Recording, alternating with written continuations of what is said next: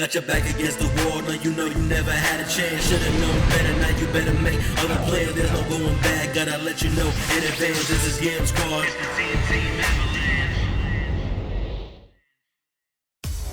Hey, how's it going, YouTube? This is Joe Gribbs from the Team Avalanche Worldwide YouTuber, and today I'm coming at you with the top 10 decks for the April 1st, 2015 format. Getting started, number 10, Gladiator Beasts. Now, Gladiator Beasts made the list by a smidget. They're not, I didn't want to put them there, but I thought with the card, with Bestiary coming to 3, it would make a difference in the format, yeah. So one major part being 3 Bestiary at 3.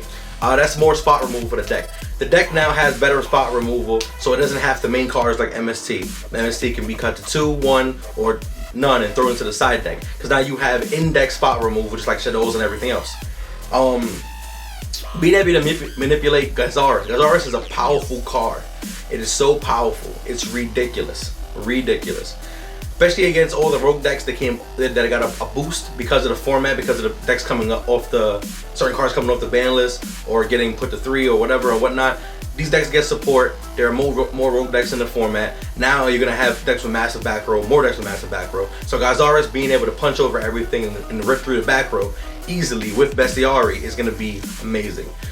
You know, you don't need MST like I said because you can easily just if they have the Decree face up, you can Bestiary into the Decree. Now your drop's alive. War Chariot. I mean, it's not Infinity Barrier, but it's very controlling. It shits on Nekroz, and that's gonna be the main. That's one of the reasons this deck like snuck into the top 10 because it wrecks Nekroz. You know, it wrecks them completely. It destroys them. And the Nekroz don't play cards that can stop it. They don't play trap removal. They don't really play spot removal.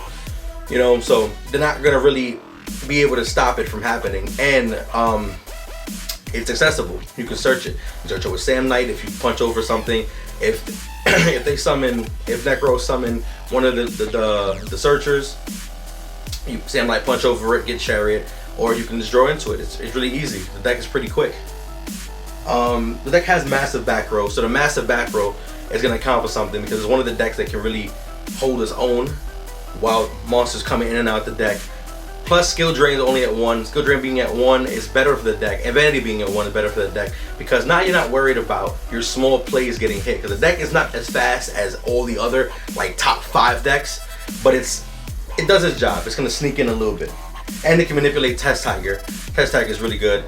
And Herclenos. Herclenos is like one of the best cards in history. I know H95 will agree with me on that. Alex will definitely agree because that is one of my favorite cards of all time. The card is amazing. Like, it is so easy. You're pitching cards from hand. You're negating. You're able to manipulate with the Chariot. You don't lose when you're in the grind game. You know. Number 9, Yosenju's. Yosenju's also made the list by a smidget. I wasn't gonna keep them in the deck, but they made it by a smidget, and I mean a very small margin.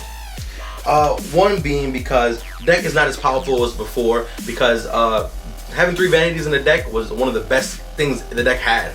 You know, being able to just normal, spam the field as fast as possible, then flip vanities. Now you're in a controlling game. They can't do anything. You have monsters that boost, you have monsters that surge, monsters that bounce. You're not scared of anything. Then they all bounce back end phase. You're not scared of power cards. That also being a reason why the deck is still good in the deck because skill drains at 1, vanities at 1. So we lose vanities to 1, skill drain also goes to 1. So your effects are not negated. It's kind of an even trade-off, but then it's not an even trade-off. The fact that the deck can main deck mass destruction cards, Dark Hole, Regeki, Torrential, you know, cards that do something because the monsters are no longer on the field during the end phase. So when your opponent's turn comes, or even the beginning of your turn, the beginning of the turn, you have no monsters on the field, Dark Hole, oh, Regeki, end phase, do it. They summon on their turn, Torrential, you know, all these cards, Mirror Force. These do something to these decks, but not Yosenju's. Yeah, that's that. Number 8. Try to get through as quickly as possible. Number 8 being, blow over this list, Sylvans. Okay, Sylvans. I always like Sylvans.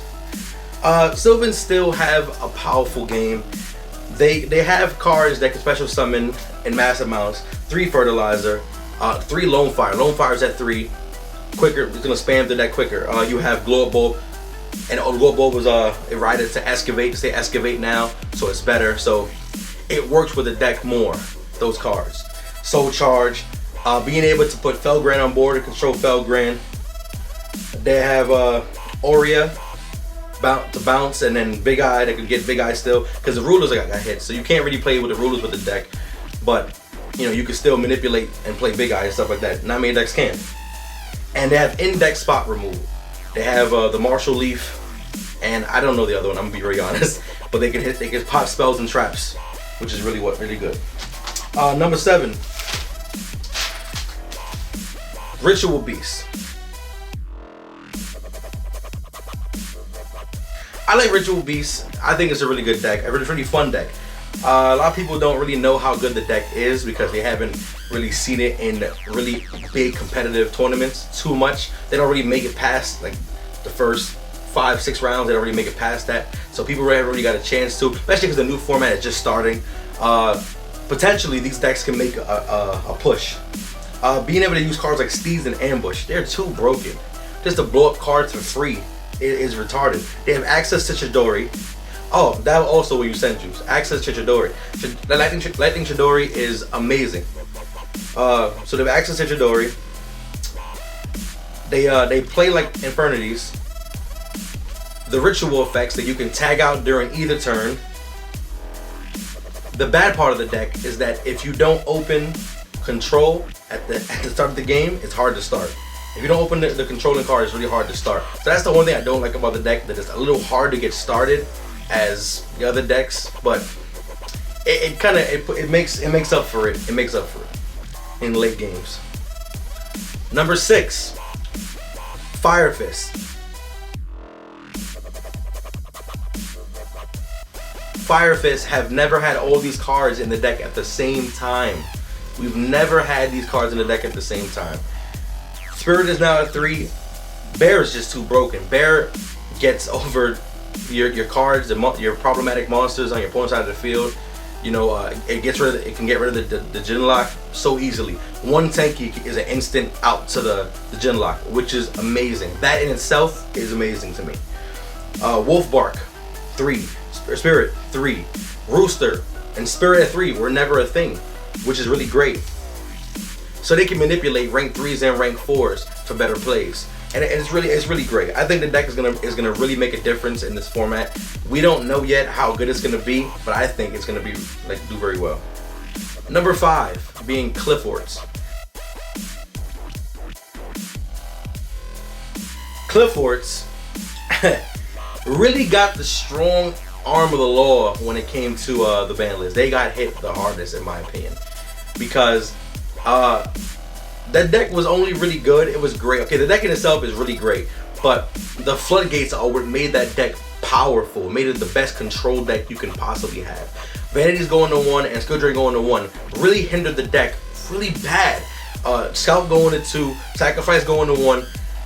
It took a toll on the speed and consistency of the deck, as well as the back row capabilities and the control aspect of the deck. The deck is still going to be good in my opinion. They still can spam the board. You still have cards like Disc. The deck has really easy side deck capabilities because not too much hurts the deck. So they can side a lot of cards or main a lot of cards that really hurt other decks. That's one thing I like about it. You can play Floodgates in the deck as well because your deck is not based on searching too much anymore. You know, Sacrifice to 1, Skeleton 2. It's not all searches. You have cards like Upstart. You know, Pots can do something with the deck. It's just, they can still make pushes. You still have massive spot removal with a Carrier and Helix. You still can spread the board with Disc and everything else.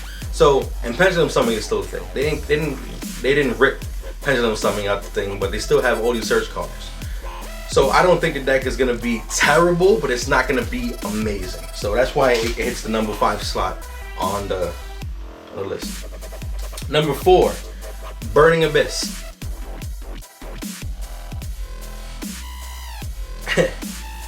As the list goes smaller, I know you can now know what's going to be on the list for the next few things. But Burning Abyss, Tour Guide to 1 really hurt the deck, really did. But they can still push for big boards because they have massive names in the deck still. But more names, you know, some people will think it gets cloggy. You can use cards that have capability of special summoning from your hand. They have a Burning Abyss special summons from the hand. You can flash all of them. There's a bunch of different names to control, and you still have Dante. Virgil is still amazing in the deck. They now have access to Crush Card. Crush Card is amazing to get your pluses. You have like 5 to 6 targets for Crush Card.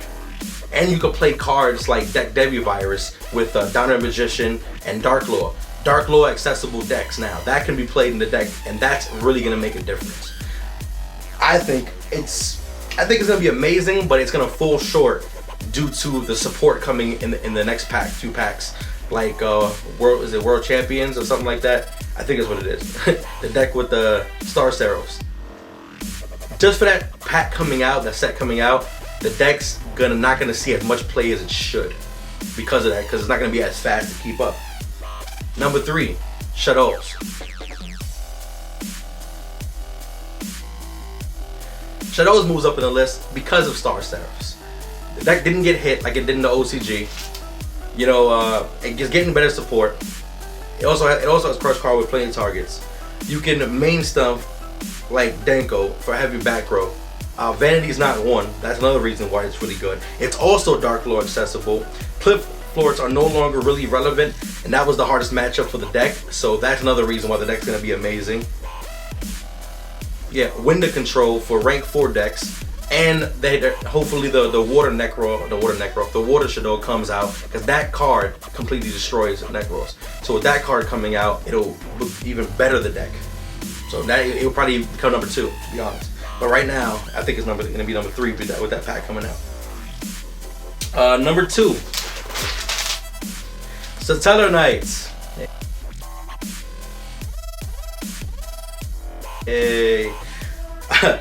Satellarknight also because of Star Seraphs. Right now, that deck is gonna see so much play with Star Seraphs, so much play, because they're able to spam the board even faster. Their rank 4 capabilities are retarded. Yeah, Nodin was not announced in the TCG in that set. Maybe it'll come in the next set. We don't know. If Nodin was coming out, mind blowing. It'll be even better. But it does put a little toll on the deck that card is not coming out. But still, Star Seraphs in themselves are gonna be amazing because you can spam Del Toros, mass Del Toros. Pop, pop, pop. Do one of these. They have access to Alpha. Alpha is Infernoid Barrier. The Trevere Loop. Main decking cards like Mind Crush with the Trevere Loop is amazing because you're always gonna know what you're putting back in their hand. You can rip cards out their hand, plus Mind Crush, and it gives you so much information to what your opponent has. You should never lose. Vanity got hit to 1, so you're not able to control the format as much as you did before, where you can like lock the game down with Vanity. But now that Vanity is at 1, you're not really losing the Vanity, which means you're pushing. So that's really gonna be a thing. 2 Honest in the deck.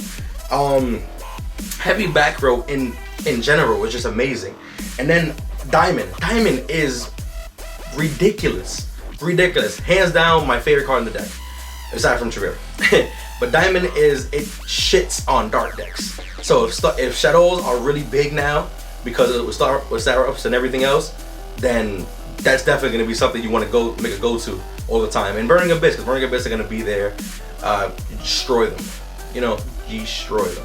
Complete. If you're playing against heroes and they special summon Shadow Mist, activate the effect, Diamond can put a hold on that. Light Swarms, you know, getting more support for the deck, getting charged to 2. You know, you can't send cards to the graveyard. You can't do that. Playing against Sylvans, they can't excavate. You can't send cards to the graveyard. There's so much to hinder decks, and it's ridiculous. And the number 1 deck, obviously, being Nekroz.